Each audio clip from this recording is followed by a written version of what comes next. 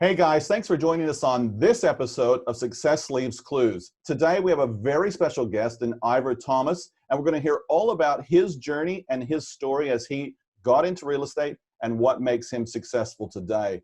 Ivor, welcome to the show. Thank you, Rob. Thanks for having me. That's fantastic. And so, Ivor, tell us a little bit about the Ivor Thomas story. Sure thing. So I've been in real estate for coming on 12 years now. I'm in a regional area, so in Taree, which not a lot of people would have necessarily heard of, but about 3 hours north of Sydney, about an hour and a half north of Newcastle in New South Wales. On the coast, so we're on the Pacific Highway, about 10 kilometres from the coast. Beautiful. Yeah, very much a regional area, farming, forestry, all that kind of stuff. I'm on the Manning River, which is one of two rivers. The other one is Samson, where it's got two ocean outlets. So something a little bit quirky for the Manning River, but yeah, beautiful spot. Population of about 45,000 people. So yeah, nice area and great place to raise a family. Awesome. Awesome. And so have you always been in real estate, or what did you do before? Yeah. So look, I've had a bit of I wouldn't say a checkered past. That sounds terrible. not a linear journey. Let's go with that. So I originally, I went to Sydney when I finished school to play cricket. So I was just working down there just to pay my way effectively. It was a job that was set up through the cricket club. So my first real job once I left home and left school was working in a women's clothing factory. Awesome. Which is fine. My role there was to match accessories to be sent to manufacturers to things like buttons and zips and things like that, which again, no big deal. However, I'm colorblind. So having the colorblind dude doing the color matching in hindsight probably wasn't the best idea. It didn't last there that long, but that wasn't the reason why they went in a slightly different direction. But so I've done a few different things. Had my own business. I was working in retail clothing with my brother, family-owned business, doing corporate clothing, that type of thing. Then worked in sales, so went into the car industry, and then came into real estate. But what year was it? It was one of those things. That was, what was the question? Sorry. How long have you been in real estate? 12 years. So beautiful. 2000 and Not a rookie then. No. So been around and seen a few ups and downs and some good markets, some bad markets. Lee Woodward tells us that once you've been in real estate this long, you're like a donkey on the edge. It's okay. We will survive. Yep. No, hats off to Lee. Absolutely. I think it's, it's almost like dog years and human years. Yeah. 1 year in real estate is equivalent to about 3 years in most other industries. That's it. And so did you start out with a franchise or a boutique, or how did your real estate career begin? Yeah. So I started in a small office, which was part of a franchise sort of setup. And at the same time as that, they were using an external training company. So the training company were providing a lot of the tools for both agents and management and leadership as well. And not long into that, that training company then set up their own franchise group, which the business I was in then changed to that. Yep. So within about 12 months of starting as an agent effectively, I started to move more into that management and sales management sort of role and a bit more leadership. That's a completely different thing than actually listing and selling houses, isn't it? Yeah, absolutely. I absolutely loved it. It was amazing, and it was a real period of growth for me personally. Yeah. And I was there for about 5 years, and just got to a stage where the direction that the owners were kind of going to see for the business and where they wanted to take things wasn't really in line with my sort of thoughts or how I wanted to go. So we nothing wrong ways. with it, but that's cool. Yeah. So respectfully did that. And then I worked with another group where their focus was really more around marketing and possibly a little bit more agent branding or agent sort of brand as such. Yeah. And again, fantastic, very different. Wasn't doing the sales management stuff, wasn't doing the training as much with that group. And then just recently, kind of came back to that history repeating itself. Got to that same point where I just felt like there was something that I needed to fulfill. I knew that there was something I needed to fulfill, which wasn't really compatible and what's going to happen in that environment. So Yeah, and so you've again, recently gone out on your own in association with EXP. Tell us a little bit about how yeah, that came about. yeah. Well, it took a global pandemic to do it, I suppose. Yeah, I shouldn't laugh, Look, but yeah, so many people have discovered through this whole situation that business can be done differently. totally. And I'd been familiar with some parts of kind of cloud-based and having a global network with some other things that I'm involved in. And it was really just working from home proved that you could work from home Yeah, effectively. Um, so it was a good opportunity. And I think for a lot of people, it's been an opportunity to sort of stop and reflect on, is this how I want to do things? mm, Am I in the right spot? Am I doing the right thing? What do I want my life to look like? And almost a bit of a reflection to go, how on earth did I end up here in the first place? Because it's a lot of time it's just happens by default until yeah. you stop and think about it. So yeah, it was a good opportunity for me. They Really say, assess. how does a sheep get lost? It doesn't run away. It just nibbles its way off, and all of a sudden it goes, "Hey, where am I?" So, Totally, you totally. yeah, So it was a really good time for me to reflect. That, I knew I'm in the right lane. Real estate something I really, really enjoy, and there's parts of it, awesome. parts of like any job that are hard, but fundamentally I love it. It was just that the lane wasn't the lane was right. The vehicle Yeah, just needed to be changed up. perfect. And so this program is called Success Leaves Clues. And so, Ivor, what does success look like to you, and how do you incorporate that into your real estate world? Sure. So success for me has always been somewhat of an external thing anyway. A couple of my highest values is integrity and contribution. So it's always been my yardstick is not so much what it's meant for me, but what it's meant for somebody else. Yeah, So success it sounds a bit cliche, but it's actually helping buyers and sellers to get the result that they're after. yeah, Um, and what that means for them, not so much the result, because look, a house will sell, that's fine, and that's very much of a transaction. But it's what does that mean for the parties involved? mm, What does that mean for the person who's selling the property? What does it enable them to go on and do in their life that they wouldn't be able to do had it not been for that process and me contributing to that? And same thing for a purchaser. What does that mean for them to be able to move into that home? Does it change their quality of life? Does it change their happiness? Does it change things, the dynamics within their family? Does it bring them more joy? So they're the things that are really my yardsticks. And sometimes it's not always immediately apparent. Sometimes in the transaction, there's a lot of things that kind of happen. I often find, uh, for me personally, people often come back 6 months, 12 months down the track and say, "Hey, look, I probably didn't say it at the time, but I really appreciate what you did for me. Back then. This is what's changed in my life now as a result." So yeah. for me, that's the biggest success. Absolute personal integrity is just the bedrock of what we do as agents. And I mean, we all could tell stories about people that might not have that, but the agents that I see succeeding, and it might not be by volume or dollars sold or whatnot, but by leaving a positive legacy for the industry, are those that have that absolute personal integrity. So that's really good.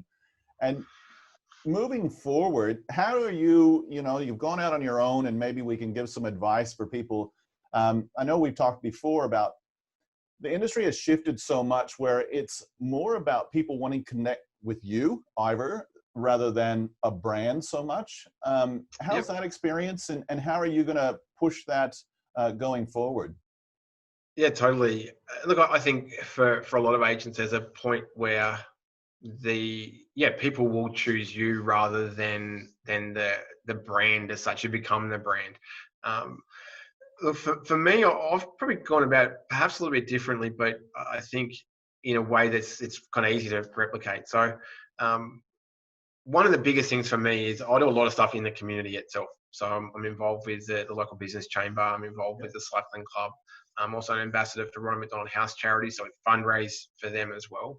Yep. And really, what I want to do is to be able to authentically put myself out there, not as a brand in inverted commas, but it's like this is me, Yeah, and the people who resonate with that are going to be my clients, and the people who don't resonate with that, that's fine. There's other people out there for them, but absolutely. that freedom to be me and to be all of me rather than perhaps Mm, having to toe a party line or working within guidelines someone else has set. I think that always just pulls the reins of creativity back when you're working to someone else's kind of agenda.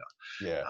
So yeah, I'm just out there doing what I love, doing it for the people that I love, and if that's cool for you, then hey, let's be friends. If not, then that's totally okay too. Love it. I love it. I'm such a big believer that your vibe attracts your tribe. Such a big believer in that. 100%. Yeah. Yeah. Yeah. And you can see that straight away in the people that you surround yourself with, or more importantly, when it is you might have a change of environment and you put into a space that you may be unfamiliar with, you look at yourself over the next 90 days and see how much changes in that time. That, yeah, it's incredible once you're aligned with people that share those same values with you. Yeah. Just the exponential value of that and the exponential energy that's created on the back of it. Let's talk and pivot just slightly. Let's talk about some concrete things that you see are the future for real estate, let's say. So let's talk a little bit about marketing, not only for properties, but for your own brand, I suppose. What do you see that you're doing, and what do you think that you'll do more of moving forward? Totally. So I guess as a tool, video is now everything, I suppose, or at least a lead in for everything. So, you've got to start to get comfortable being on camera and being able to present to camera, because that's not going to go away. So those guys that are worried about having their photo on their business card, they might need to step it up a level. Yeah, probably time to well, they don't have to. They just have to be okay with not being in the business any longer. Yeah, fair enough. So they got a choice. Video is a key thing. Video, definitely. Yep. And look, I'm a really big proponent of, if you're not adding value, then you're subtracting. So is your marketing, is it giving people any benefit whatsoever? And in most cases, that should be information. It should be education. You should be giving them something that they probably haven't thought about. People, the general population aren't professional home sellers and home buyers. They're mums and dads. Yeah. Our job is to be the professionals. So we can help them with that. But I find sometimes agents are too quick to just bang on about how wonderful they are, which is nice. And it gives our ego a nice little pat on the back, but it doesn't really do anything to help the consumer. So yeah, education very much, giving them stuff that perhaps we've not thought about, or they can implement that will make a difference for them. Yeah. So that, from a marketing perspective, absolutely, education, entertainment thrown in there as well. And do you still see a place for, say, either print or direct mail or flyers, or do you see a space for that still, or do you think that time has come and gone, or what's happening in your marketplace, the way your business is structured at the moment? Sure. So interestingly enough, there was a really big print publication that was distributed fortnightly to every house, and it was a really good quality publication, really good distribution. It was a real estate specific publication that went out. Just over the recent months, that's been sort of shelved and not likely to come back again. Yeah. And was talking to somebody who said, "Oh, yeah, I hear that the publication is not coming back out again." And when I really look at it, it wasn't really doing a lot for the consumer anyway. It was, again, patting some egos on the back for some of the agents. I still think that print and things like your letterbox drops can have a place, but it really depends on your demographic. I mean, the best thing for me, we get a newspaper delivered to our house on a Thursday morning, and it's just an advertising rag. And the best part about that is our bins get emptied on a Thursday. So it means that I can walk out the front, pick it up, put it in the bin, and like an hour later, it's gone. I don't have to have it sit on my lawn for a while. So look, I don't think print's dead, but it has to evolve. And digital media now can be very, very efficient at doing what print had previously been doing anyway. Right. No, that's so good. And I still think, for me personally, at least in my context, I still think there's a role for success marketing, whether it be just solds, just listeds, those kind of things. While we can still do that through social media spheres, I think there's certainly a layering effect that does help absolutely spread the message. And so what I want to ask you now is, so times can be perceived as extremely challenging. People our age probably haven't lived through something this challenging before. And you were selling during the GFC and everybody thought that was the end of the world. And now we're here and we realize that wasn't.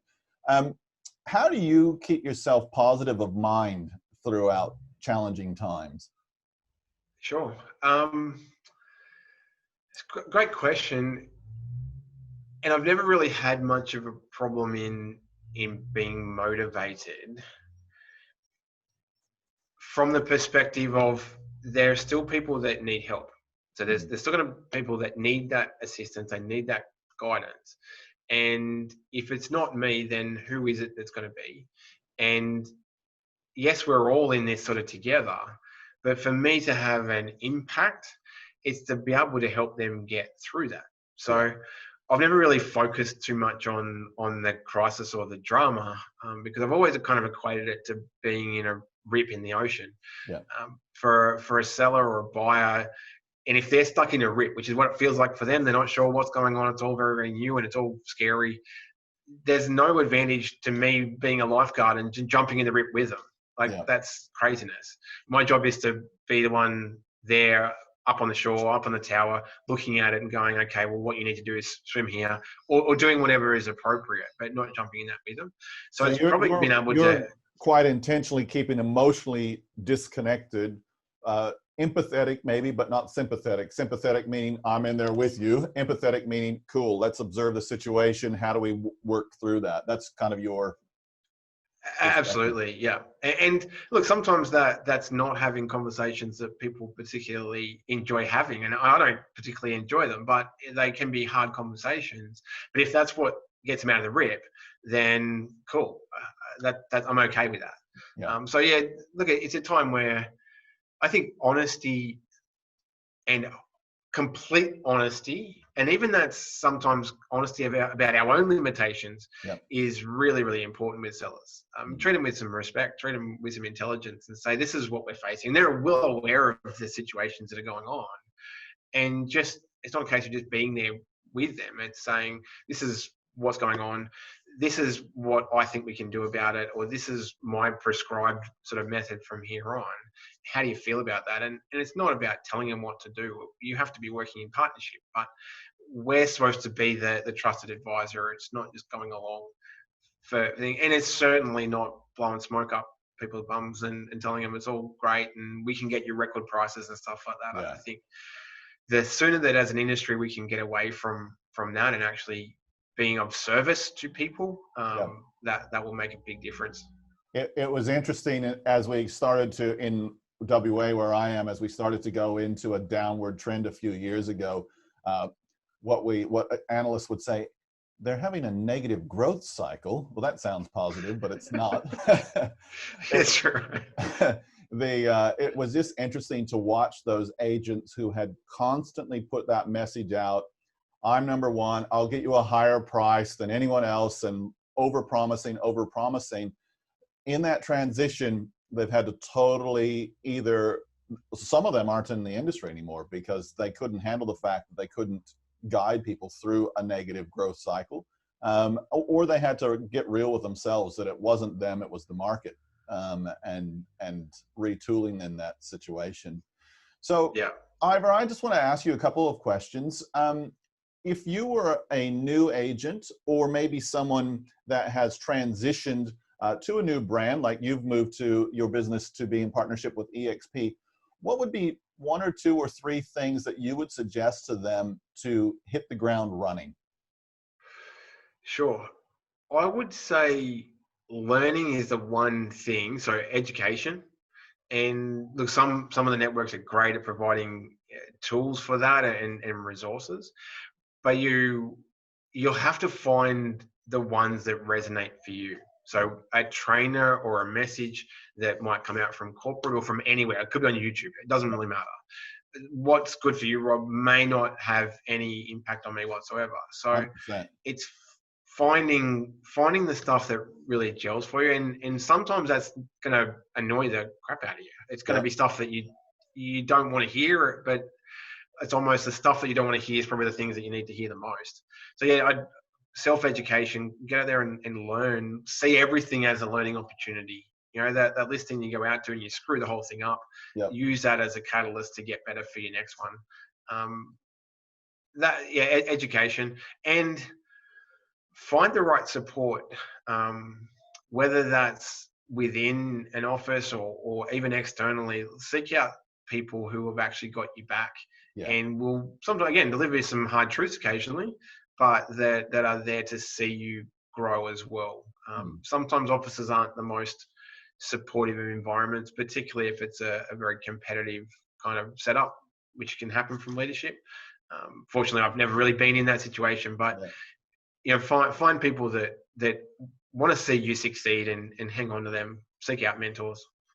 It's interesting you mentioned that, because I'm reflecting back as you're saying that on a company that I was with years ago, where the licensee didn't want anyone else to be a better salesperson than they were. So it was one of those dynamics where growth wasn't really encouraged, success wasn't applauded, and what happened was good people probably had a false reality about their limitations. So, they probably could have performed much better, but they were never encouraged to do that. So I totally love what you're saying there, that, wherever an agent is at the moment, whether that be with a franchise, an independent, wherever, if you're feeling a little bit stymied in that environment, it could be the environment that's stopping you from growing to your potential. So that's really good. And so as you've transitioned and you're doing those marketing pieces and whatnot, and I'm just thinking about people that'll be watching this, maybe thinking about going out on their own or whatever. So we talked about education. We've talked about getting a better awareness of what you're capable of. And what else would someone need to be aware of or intentional about? For me, it's about knowing who do you want to work with? Who are your ideal clients, for lack of a better description, but who do you want to serve? Because I think one of the challenges for the real estate industry is real estate salespeople have a disproportionate need to be liked by everybody, and they think that the consumers are thinking about them all of the time, where in reality they kind of aren't. We're very serious. We're very important people. We're very important people. Totally. Just as important as my vet that I don't think about until I need a vet. However, very important when I need him, but I don't really think about him at all. Exactly right. Lovely guy. I totally right. Couldn't be happier. But it's really working out who you want to work with and why. You might be really interested and really passionate about investing as a way of growing wealth. And if your ideal client is investors, then great. I might be working with builders. You love architecture and you love stuff like that. Or it could be mums and dads. I mean, I've got that avatar of the kind of person that I want to be working with, and that's just where I market myself towards that. So sometimes you have to work. You'll have to do some things. You might have a few sellers that aren't quite the ones that you're ideally aiming for. But I think over time, the more intentional you are about who you want to work with, the more that you'll naturally attract those people anyway, and just evolve your business towards that. Someone suggested that to me years ago, and probably about 5 or 6 years ago, I actually sat down, because in real estate, we're really good at going to training, hearing ideas, and not implementing. I eventually implemented this idea of having an ideal client, and I went with a blank sheet of paper, a quiet space, and I just wrote down, this is the age bracket I want to work with. This is the setup I want to work with. This is the type of personality I want to work with. And I actually wrote it down. And that's all I did. But whether you call it the law of attraction or the intention or whatever you want to call it, strangely enough, all my clients, and going back for the last 4 or 5 years, have all been the same. They're not high stressed people. They're not, they're all within that bracket. And so it makes selling real estate much more enjoyable. Oh, totally. Anything else that you want to share with us or with those people that are watching? No, I think now's an amazing opportunity, but there's always an amazing opportunity. I think, one of the great Taoism is, when the student is ready, the master will appear. There'll be a right time for everyone. My biggest encouragement would be when that time comes is to follow your gut. You know, be a little bit brave, be a little bit, be sensible. I mean, look at everything across the board. And one of the biggest things that I've used over the years when faced with difficult situations is what's the absolute worst that could happen. I spend my time thinking, well, what is the absolute worst that could happen? And then follow that with the question, well, if that happened, then what would I do? And in most cases, the absolute worst doesn't happen anyway, but even if it did, you've got a plan. So, you know, I think if anyone who's in those sort of moments of, am I in the right office, maybe going out by yourself's not the right time for you just yet. But if that's your aspiration, it might be a stepping stone to go, what do I need to learn? What do I need to grow into to be that person at the end of it? And just take a risk. People will back you. You know, I think once you put yourself out there, the support structure, the scaffolding seems to magically kind of appear when you take that bit of a leap. So don't be afraid of what if. And Ivor, I know that you're probably building a team under the EXP brand. If someone wants to be a part of your team, how do they get a hold of you?